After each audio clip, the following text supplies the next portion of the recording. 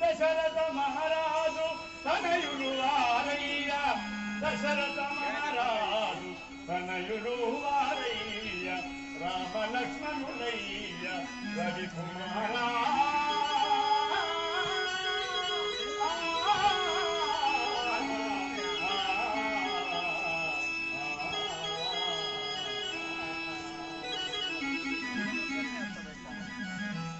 మహామగరు వారు కాలవశమున ఆ యొక్క తండ్రి మాట కొరకు వనాంతరంలో ముని వేషధారులై సంచరిస్తూ వస్తున్నారు. వారెవరంటే ఆ యొక్క అయోధ్య నగరాన్ని పరిపాలించినట్టు దశరథ మహారాజు కుమారులైన రాముడు.